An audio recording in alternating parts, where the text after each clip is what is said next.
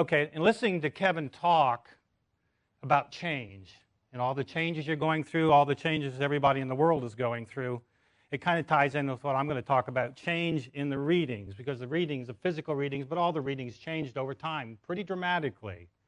Remember, Cayce went through 2 world wars, Great Depression, stock market crash, a lot of other stuff personally as well.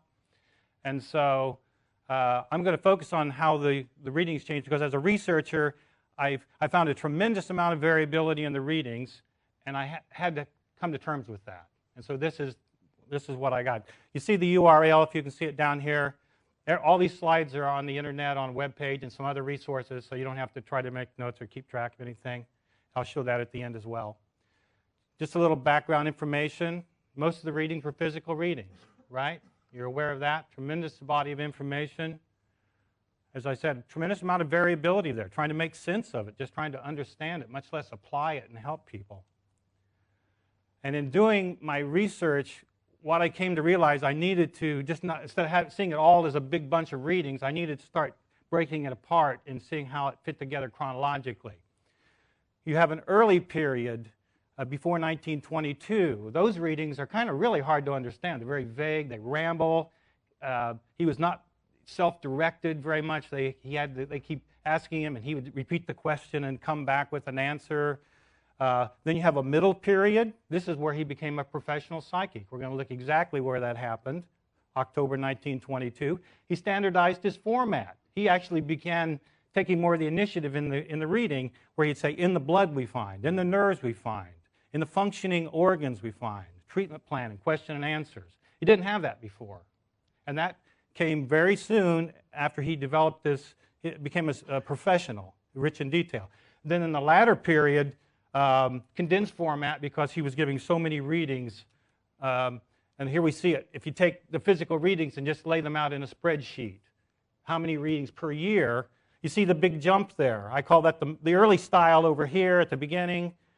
The middle style, 1922, that's where that form, in the blood we find, in the nerves we find, and so forth. There's a spike when he had the hospital. That makes sense. And then toward the end, see that other big spike. That's when There Is a River and the Coronet article came out, and he was just wall-to-wall mail, trying to keep up with it. October 22, I could actually see it right in the correspondence. I was graphing out how many physical readings per month. In 1922, I saw this huge spike. I went back and read the reports. What did he say? He had given up his oil well drilling dream. They'd given up the lease legally. It was over. And then he just started giving physical readings, tremendous amount of physical readings. And within 2 months of that October, his format changed. Then you can start to see that middle period. It was very organized, very clear, much detail. Isn't that interesting?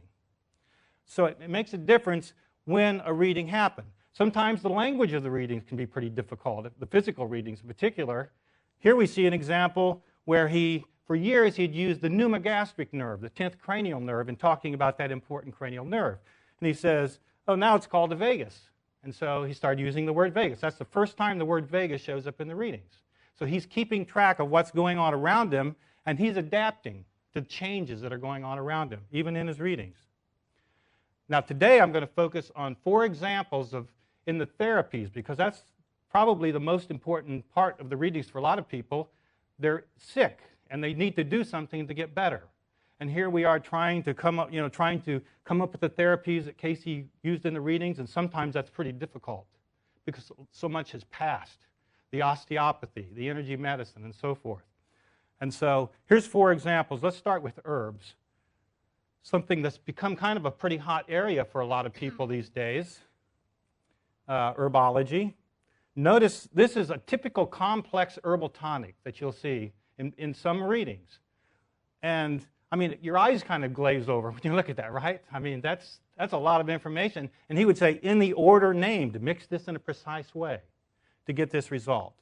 And this is September 30th, 1925. For poor assimilations. We're going to look at another approach to poor assimilations a little later with a different product. So to try to get a handle on all these herbs, we at the Meridian Institute created the Cayce Herbal. monographs, home remedies, and so forth. You can find that online on the Meridian Institute website if you're so inclined. And one of the things that I did, for each herb, I went through again and tracked it chronologically across time. How many readings per year did Edgar Cayce recommend that herb? Calisaya, which is one of the herbs in that tonic I showed you a moment ago. Look at the big spikes in the early period, in the 1920s in particular, and see how that tailed off. Wild cherry, also in that earlier tonic I just showed you, same process, see, in the 20s. And when I went back and looked to see what was going on there, apparently the pharmacies were carrying the herbs back then. So you could go to a compounding pharmacy and they would put this together for you. So it was readily available because Edgar Cayce was very practical with this stuff. People had to be able to do it. And so when it was available, but over time it became less available because probably economics, could be the World War at one part, the Great Depression, perhaps, you don't know all the factors, but we know from now that as far as shelf life of products, you like something you can put on the shelf and it'll be there and you can make money off of it, right? Pharmacy. And so that's probably what we're seeing. It was no longer available in the local pharmacies. And so Edgar Cayce took another route. Now, in terms of what did he start recommending when he wasn't recommending the herbs, you start seeing what I call patent medicines prepared ahead of time in a bottle or a box or whatever. And I became very interested in Acegest and Calcios, primarily for poor digestion and so forth. And Edgar Cayce had some problems with poor digestion. If you're aware of his own physical, he fought that for years, his digestive tract. And so in 1938, that's kind of low down there if you can see it, April 4th, 1938, Mr. 1564 came and got a reading from Edgar Cayce, a physical reading. In the question and answer part of that reading, near the end, after Cayce had already given him the recommendations, he asked Edgar Cayce, basically, hey, I've been helped by these products. Would it be good for me to make this available to other people? And Cayce said, of course, it was good for you. Share what's helped you. That's in 1938, April 4th. That's the first mention of Calcios and Acegest I find in the readings. So when I went back and did my chronology thing, where it started laying them out to see what was going on there, we see up there the first mention of the Acegest and Calcios in a follow-up question, that reading. June 1938, in the report section of that reading, the third report, a product brochure was received by Cayce. Report number 5, the Calcios and Acegest ordered by Cayce. Perhaps he was going to use it for himself. Again, he has some digestive problems. June 6th, the first reading prescribing Acegest and Calcios. You see the pattern here? Kind of interesting in a way, isn't it? And then from 1938 to 1944, 254 readings, Edgar Cayce recommended these products. Now, think about the implications of that when you're thinking about time. And thinking about, and we're living in a time when we don't have Edgar Cayce, and what might Edgar Cayce recommend today? And what if this person hadn't asked that question right in the question and answer period? Would Edgar Cayce ever have recommended Acegest and Calcios? Just kind of mind-boggling, isn't it, to think about the interactivity of the people who came and got the readings and the impact it had on what came out in the readings? Edgar Cayce kept saying, that's what's happened, that's a psychic process. It mattered that they were attuned and they were active and doing their part. Now, example number 2, iodine therapy. We have it's an essential element for life and health, but it's toxic. And so we take it in small amounts in our food and our supplements, seafood, salt, some supplements. And Cayce prescribed it therapeutically when you needed more of it because you're sick or whatever, very often as a etomidine. But that was not the only way. He also prescribed it vibratorily in the wet cell battery or some other form of energy medicine. He said you could take it vibratorily through these appliances and it'd be safer because you'd get the vibration, but you wouldn't be taking this toxic substance into your body yourself. Okay? So we're going to look at that. And there's, of course, products out here today in the marketplace that's advertising and selling atomic iodine and etomidine. Now, I'm going to be talking, the rest of my talk, as far as the therapies, I'm going to be talking about two appliances, and people often get them confused, so here they are. The radial appliance, also called the radioactive appliance, the impedance device on the left, the wet cell battery. Now, Cayce said the radio appliance, it looks like a battery, but don't call it a battery because it doesn't produce any energy itself. It just uses the body's own energy and recycles it to help balance the body. Whereas the wet cell battery, you put chemicals in there and it does produce a small amount of electricity when you hook it up to the body. So we're going to, for iodine therapy, we're going to talk about the wet cell battery.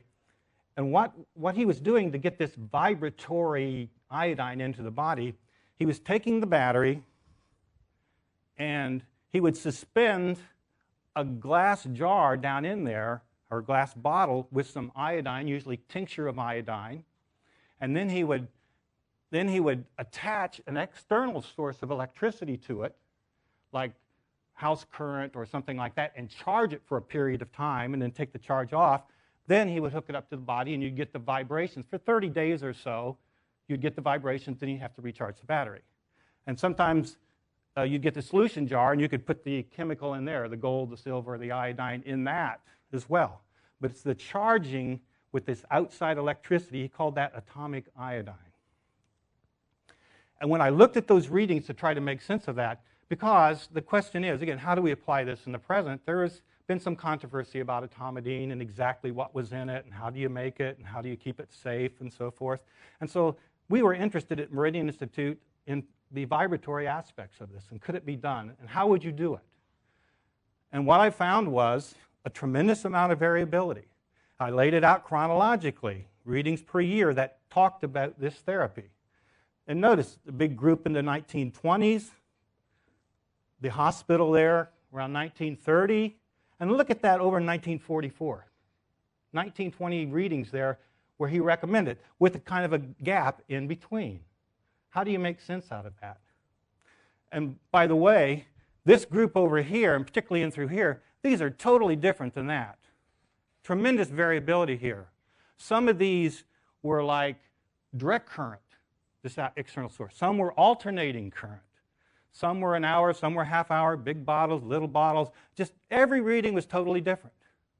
You get over there in 1944, they're almost all the same, identical. We'll see why in a moment. But keep in mind, another part right in here, something pretty significant happened that affects all of this. Dr. Bissey came along, Shankar Bissey. He had created this product. He had used it himself and helped cure, I think, his malaria or something, and he made a product out of it, the etomidine. In 1931, he came and got a reading from Edgar Cayce about his product that he had already created. His original formula apparently was iodine trichloride plus some herbs, and Cayce said the herbs detoxified it, made it less poisonous. That's why you could take it orally. And Cayce said he recommended putting the etomidine down into a wet cell battery and charge it, just like he had been doing with the tincture of iodine for all those years. He said, you've got a 68 to 82% efficiency with etomidine as it is, but if you'll charge it in the wet cell, you'll get a 98% efficiency. Interesting. See the interactivity here. He's bringing the product in. Cayce didn't create this product. He'd already created it. Cayce was just working with him on it. And here's the actual reading where he's talking about how to charge it. You can look that up online if you want to see that slide. So back to here. Tremendous variability in through here. Bissey comes along. All these years, no charging. What happened? Depression. Then we have the war coming on. And in looking at the background correspondence, what I found was Dr. Shankar Bissey had died, turned the business over to his son, who was an accountant and trying to take care of his mother, and he wasn't keeping up with the orders. People were complaining. What did Edgar Cayce do? He went back to charging the iodine in a wet cell battery vibratorily. In a 4-month period, he gave these 1920 readings, and almost all of them are exactly the same. And what's the difference between the early ones? 1944. And the early ones, I mean, everybody's electricity was different. Some people had alternating current in their house, direct currents. A lot of people didn't have electricity at all. They have to take it down to the power station. 1944, people had automobiles with batteries and battery chargers. Almost everybody had electricity. So that group of readings were almost identical and very easy to do, very practical to do. You see the implications there. If you wanted to do something vibratorily, that would be the way to do it in the present time, rather than mixing all the readings together and getting a mesh and not being able to make any sense out of any of them. Okay, the fourth example of change over time. The radio appliance, sometimes called, he called it the radioactive, not in a toxic sense, but more like a radio waves, that sort of thing. That's why I called it the radio appliance, because he also called it that as well. We talked about it in those terms. Sounds like less toxic. And the reason this is pretty important to me was because in the last 20 years, it seems like I've seen so much controversy about it. And some of you probably may be aware of that. How to build these appliances, and I'm building it the right way, and you're not building it the right way, and just, on and on and on. For 20 years, I've seen this. And so I looked at the readings, I built appliances and researched it, and what I came to realize was there is this chronology to it. 4 builders, about every 5 or 6 years, they'd come along, and they would build an appliance and bring it into Edgar Cayce, and he would critique it for them and tell them if it was good or not, or how to change it. And it did change over time. There's not just one way to build that appliance. There's many different aspects to it. And if you even go back before Tim Brown in 1925, you can go back to 1921 and find where he's talking about taking carbon steel with wires and plates and dropping it in ice water and attaching to the body. Many times there was just one piece of metal, and so you'd have to stick your hands or feet in the cold water to complete the circuit. Of course, it'd probably get rusty and all. So not a very good commercial product. I actually made these appliances and tested some of them out. You can see the rust on them.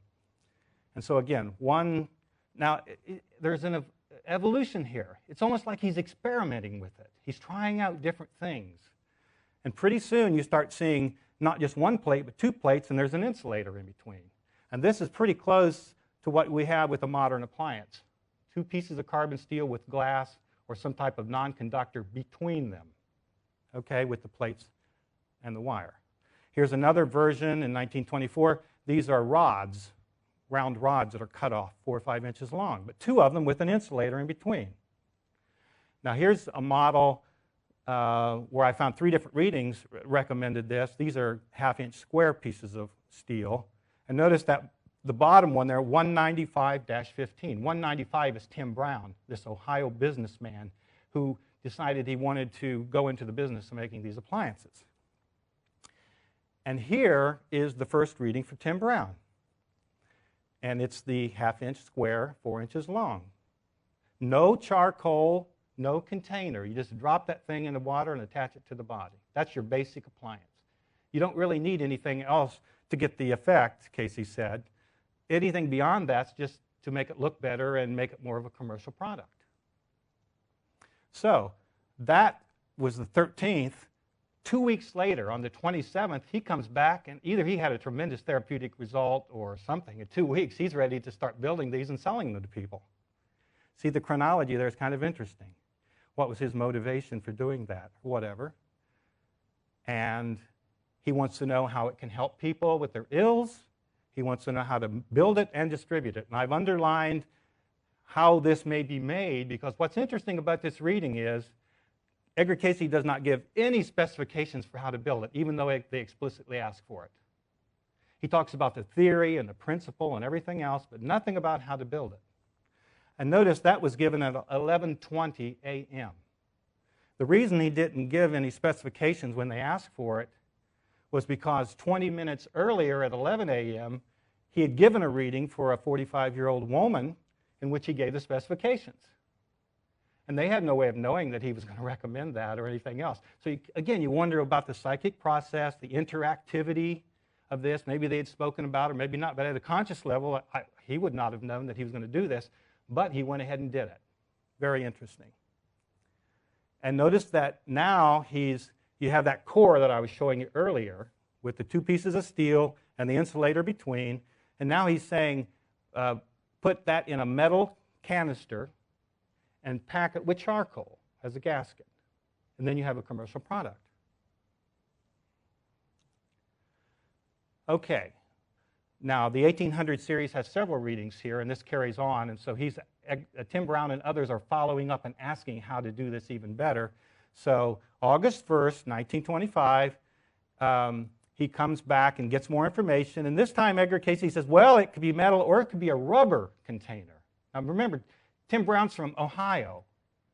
They make tires. He built tires in. He's a rubber man, probably, his business. He's aware. And so Cayce's flexible here, or maybe they talked about it, or maybe it was in his mind. Maybe Tim Brown was wondering, well, can I make this out of rubber instead of metal? For whatever reason, Edgar Cayce said, okay, now you can use rubber as a canister. That's okay.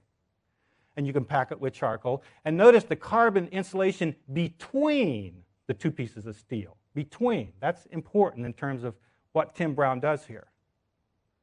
Okay, August 8th, what, a week later or something? He's made his first commercial appliance. He thinks his first appliance. And does he do what Edgar Cayce said? No. Does he have a canister? No. Does he have charcoal? No. He took those two pieces of steel, put the insulator between them with carbon pieces or whatever, and took the carbon pieces and put them around the core. Completely different than anything Edgar Cayce had talked about. And he's saying, okay, I've built this, and is it comparable if I had put the rubber and packed it with charcoal? And Cayce said, yeah, it's the same effect, only it doesn't look as good.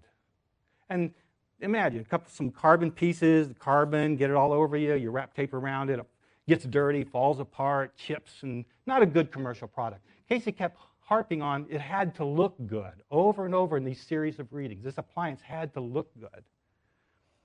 And there he is, that's what he's saying it. And so Doug Richards and I actually, in this reading, he says, you can put it in the rubber, and because remember, Tim Brown, for himself, he was taking this raw metal, sticking it right in the water, and he didn't have to do anything. He could hook it right up to his body.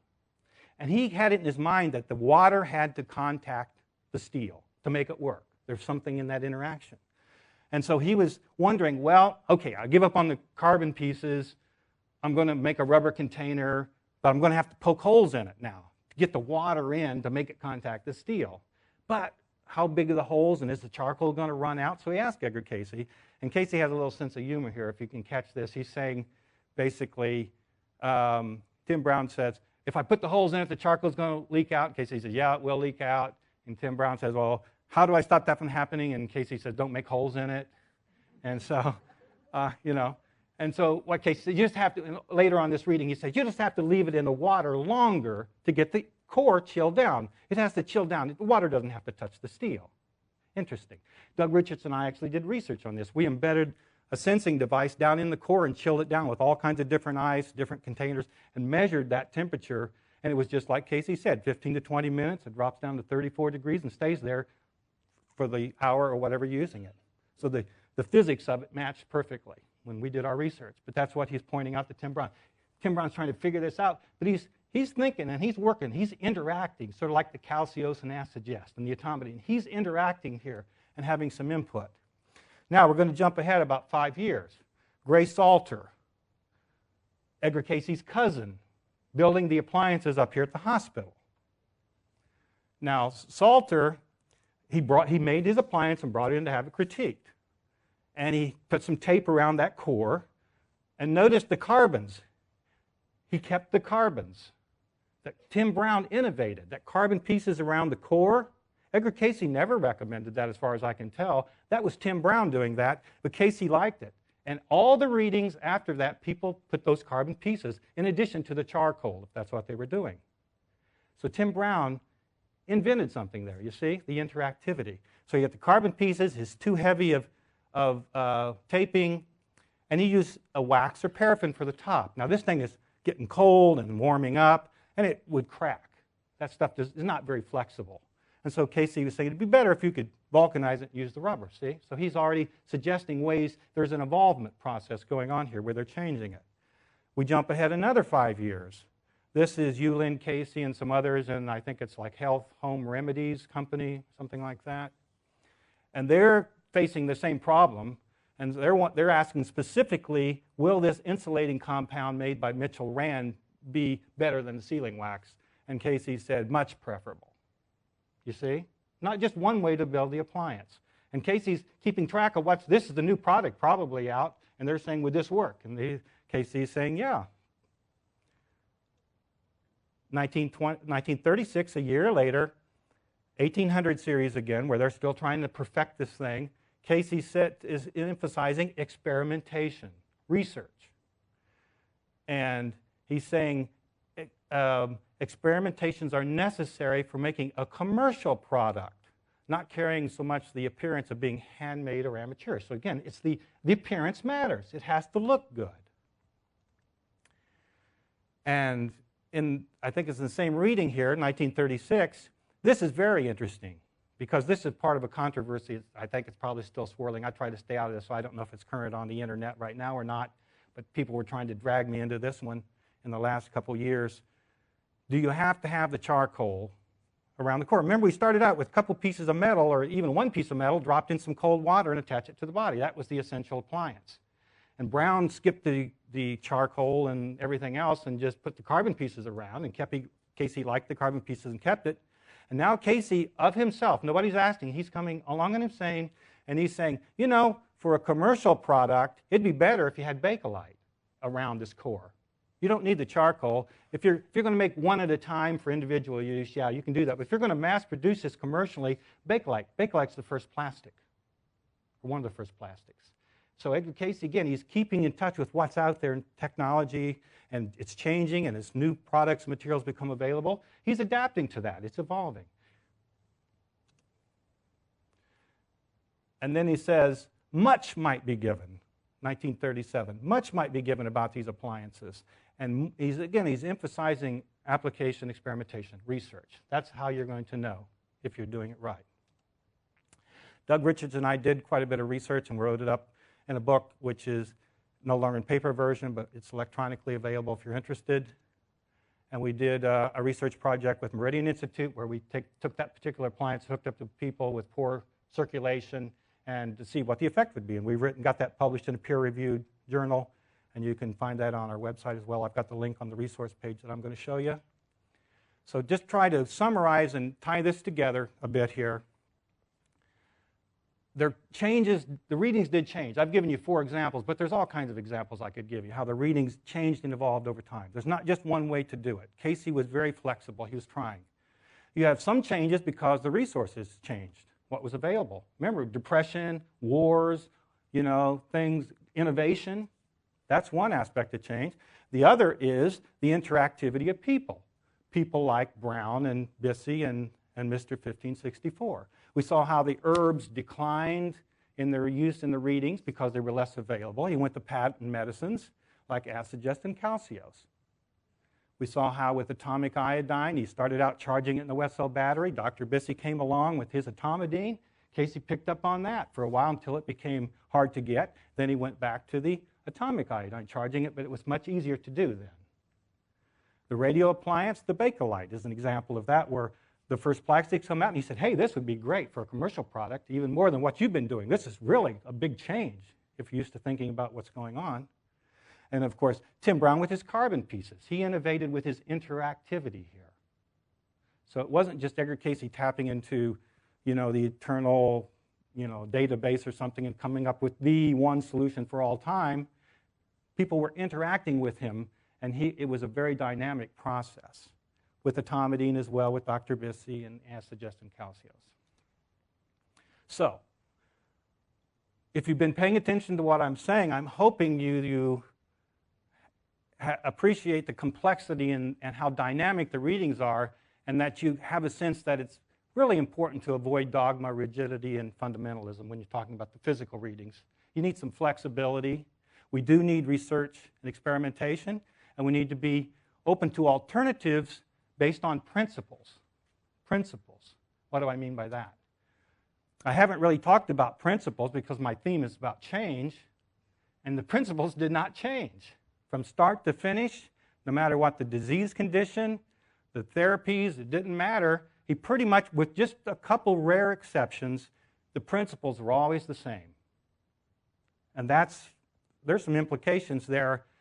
What do you do now if you're looking out around you and seeing all these different therapies and all these different approaches out there? Would Edgar Cayce recommend any of these? If he was around giving readings today, how do you know what he'd recommend? Probably different stuff for the appliances for sure. He'd probably still be doing castor oil packs and apple diet for sure. But based on principles, that's how, that was the pretty good benchmark to know if something's out there, would it be compatible with the Cayce approach? Might Edgar Cayce recommend that if he were around today and somebody came and asked him about it, like we've seen in some of these readings? Now, I've had a chapter in each of these two books I've written on mental illness about therapeutic principles. I thought it was that important. And it doesn't really matter that it's schizophrenia or depression because principles are principles. It's the same if it was epilepsy or migraine or anything else. The principles do not change. So if you're interested, there's a resource for that. And depending on which search engine you're using, from a practical matter, I've showed you how I do everything in chronology because you've got to see it in context to understand why things change and why one reading says one thing and another one says something different for apparently the same problem. It's real easy to do if you're using this particular search engine. You can order the search results by chronology. Just put reading date, and it'll order them by reading date instead of the reading number. So it's pretty simple to do. Going all the way back to the DOS version, you can do that. And here's the link to a resource page. If you're interested, just go there. There's several links there. Every slide here is linked as well. And on that, there is a resource in there from the CCSI workbook on the periods and the Cayce readings, if you're interested in that sort of thing, how to interpret the readings and examples of the different periods. All that's on that page. And that's what I have for you today. Thank you.